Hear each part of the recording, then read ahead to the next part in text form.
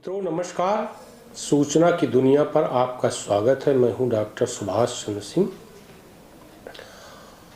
इस साल जब 2024 के लोकसभा चुनाव का परिणाम आया 4 जून को, तो भारतीय जनता पार्टी केवल 240 सीटें मिली। मुख्य सहयोगी टीडीपी आंध्र प्रदेश और जनता दल यू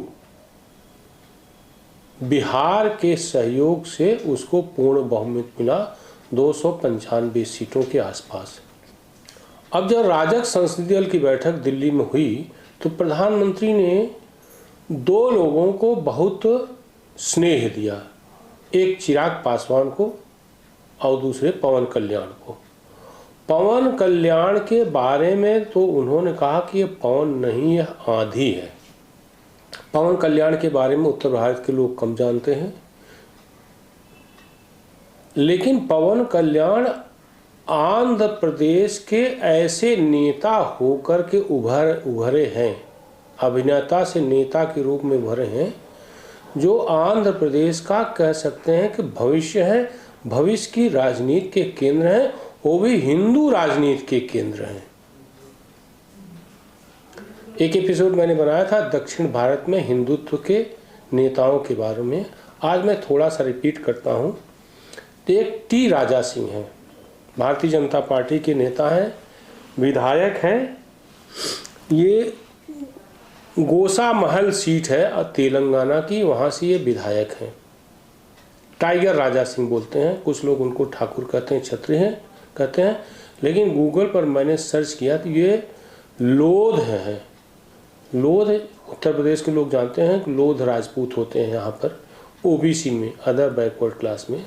तो टी राजा सिंह लोध है, टाइगर राजा सिंह कहते हैं।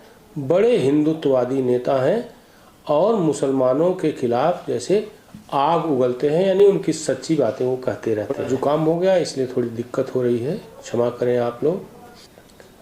एक बार कुरान और मुसलमानों पर बेजा टिप्पणी के कारण भारतीय जनता पार्टी उनको निलंबित भी कर चुकी है, लेकिन बाद में उनका निलंबन वापस हुआ और उनको भाजपा का टिकट दिया और वो जीते भी। दूसरा नाम है तमिलनाडु में के अन्नामलाई। आईपीएस अफसर रहे, कर्नाटक काडर के। आईपीएस की नौकरी छोड़ी और उन्होंने राजनीति ज्वाइन किया। इस समय भारतीय जनता पार्टी के अध्यक्ष के अन्नामलाई पूरे तमिलनाडु में हिंदुत्व की राजनीति के नए पुरोधा। ऐसे पहले राजनेता हैं आंध्र प्रदेश के जिन्होंने वहां की सभी 243 विधानसभा सीटों पर पैदल यात्रा की, यानी सभी विधानसभा सीटों तक वो पहुंचे। हालांकि लोकसभा चुनाव में बहुत अच्छा परिणाम नहीं आया, भारतीय जनता पार्टी की कोई सीट नहीं मिली और खुद अन्नामलाई हार गए चुनाव, लेकिन वोट प्रतिशत जो है डबल डिजिट में आया। ये भाजपा के लिए बड़ी उपलब्धि है। और केरल में एक सीट उनको मिली ही है भारतीय जनता पार्टी को, वहाँ भी हिंदुत्व की राजनीति धीरे धीरे परवान चढ़ रही है। अब मैं आंध्र प्रदेश विशेष रूप से पवन कल्याण की बात करता हूँ। पवन कल्याण आंध्र प्रदेश के उप मुख्यमंत्री हैं। टीडीपी के चंद्रबाबू नायडू मुख्यमंत्री हैं और पवन कल्याण उप मुख्यमंत्री हैं। पवन कल्याण भारतीय जनता पार्टी की नई आशा की किरण है। हालांकि उनकी अपनी जनसेना पार्टी है, 2014 में उसका उन्होंने गठन किया था। 2014 के चुनाव में स्वतंत्र रूप से लड़े थे, उनको कोई सफलता मिली। फिर 2019 का चुनाव उन्होंने नहीं लड़ा, उनके साथियों को बहुत अच्छा नहीं लगा, कई साथी छोड़कर चले गए। उन्होंने तय किया कि 2024 का चुनाव लड़ेंगे, विधानसभा का और लोकसभा का भी। और चंद्रबाबू नायडू की इच्छा थी ही भारतीय जनता पार्टी से गठबंधन की।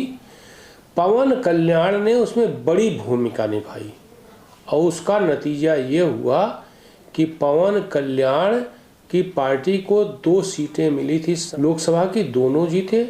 भारतीय जनता पार्टी के समझौते में 2 सीटें मिली थी, दोनों जीती। पवन कल्याण को 21 सीटें मिली थी विधानसभा की, 21 सीटों पर जीत गए और भारतीय जनता पार्टी भी सभी सीटों पर, 6 सीटें उसको मिली थी विधानसभा पर, उस पर जीती। और पवन कल्याण 2 सीटों से चुनाव लड़ रहे थे और दोनों से जीते। नतीजा यह हुआ कि टीडीपी को 3/4 बहुमत अपने सहयोगियों के साथ मिला और चंद्रबाबू नायडू मुख्यमंत्री हुए, पवन कल्याण उप मुख्यमंत्री हुए। पवन कल्याण आंध्र प्रदेश हिंदुत्व की राजनीति के नए पुरोधा के रूप में उभरे हैं। यह राजनीतिक पर्यवेक्षक इसको बहुत बारीकी से देख रहे हैं। मैंने उनका राजनीतिक सफर बता दिया। वो मूल रूप से फिल्मी अभिनेता रहे। चिरंजीव को आप जानते होंगे, बड़े अभिनेता हैं, उनके छोटे भाई हैं और 1996 में इन्होंने फिल्म क्षेत्र में कदम रखा। इससे पहले वो सिपाही थे, कांस्टेबल थे। बहुत सारी फिल्में की, बहुत हिट फिल्में की, जैसे जलसा है, तेलुगु फिल्म में ठोली प्रेमा है, 2012 में गब्बर आई, ब्लॉकबस्टर फिल्म, फिर हरिहर वीरा मल्लू आई। यानी सफल फिल्म अभिनेता से सफल नेता बने।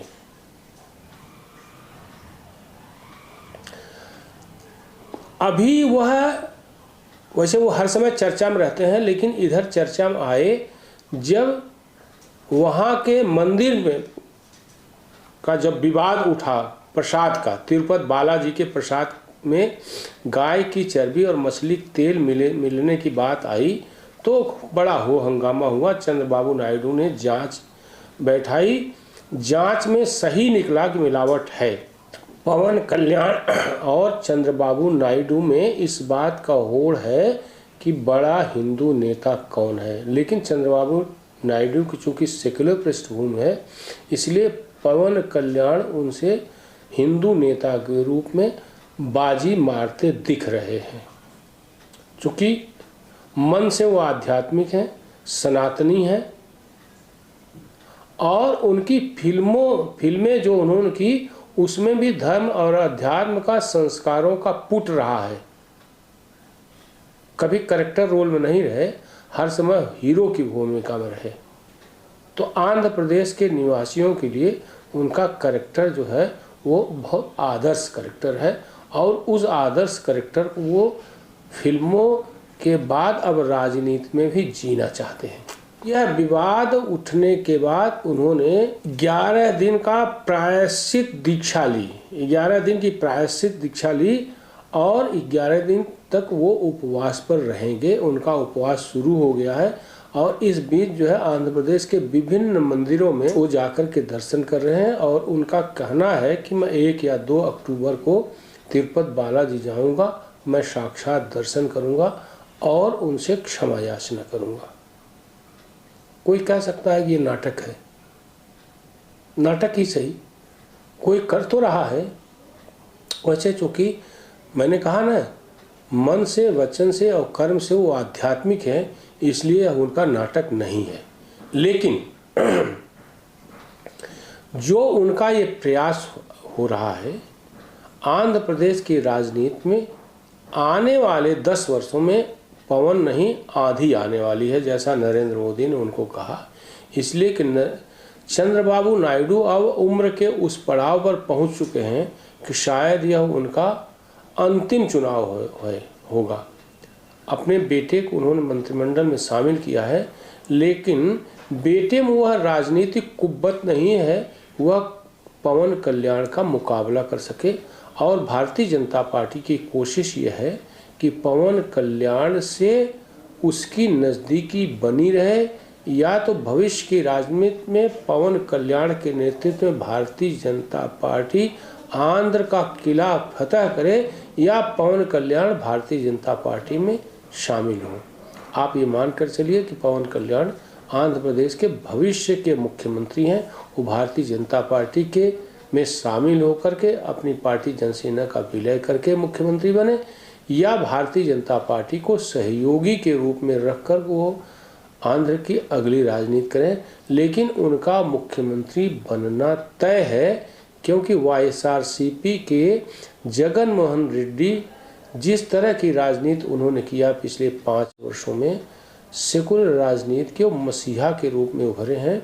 और उन्होंने जो उनके ही कार्यकाल में तिरुपति बालाजी का जो बोर्ड जो प्रसादम की देखरेख और व्यवस्था करता है उसमें बदलाव किया गया और 5 ऐसी कंपनियों को ठेका दिया गया जिन्होंने मिलावट की। इसलिए आंध्र में अब जगन मोहन रेड्डी के लिए कोई स्थान बचा नहीं है।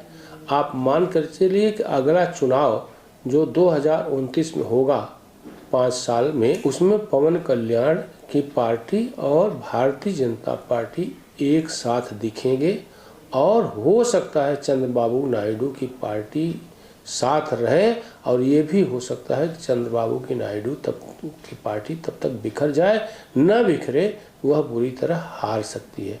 और ये भी हो सकता है कि एक पारी अभी पवन कल्याण के साथ उसकी ओर चले। फिलहाल दक्षिण भारत की राजनीति में टी राजा सिंह, बांडी संजय कुमार बीजेपी के जो सांसद हैं और केंद्र मंत्री हैं, और के अन्नामलाई तमिलनाडु में, और आंध्र प्रदेश में पवन कल्याण भारतीय जनता पार्टी की राजनीतिक धुरी बनेंगे, ये तय है। तो ये मानकर चलिए कि केरल, तेलंगाना, आंध्र प्रदेश और तमिलनाडु में भारतीय जनता पार्टी के लिए अच्छी संभावनाएं हैं और कर्नाटक में वैसे भी भारतीय जनता पार्टी बहुत मजबूत स्थिति में है। हालांकि इस बार के लोकसभा चुनाव में उसको थोड़ा झटका लगा है, लेकिन अगले चुनाव में इन 4-5 नेताओं के सहारे हिंदुत्व की राजनीति करते हुए भारतीय जनता पार्टी कर्नाटक, तमिलनाडु, तेलंगाना, केरल और आंध्र प्रदेश में बड़ी ताकत के रूप में उभरेगी, यह तय है। इस एपिसोड में बस इतना ही। आप सभी लोगों से अनुरोध है जो लोग भी सूचना की दुनिया के इस एपिसोड को देख रहे हैं और जिन्होंने सब्सक्राइब नहीं किया सब्सक्राइब करें, बेल आइकन दबाएं, कमेंट करें और शेयर करना न भूलें। आप सभी लोगों का बहुत बहुत धन्यवाद। आप इस YouTube चैनल को लाइक करिए, सब्सक्राइब करिए, कमेंट करिए और शेयर जरूर करिए।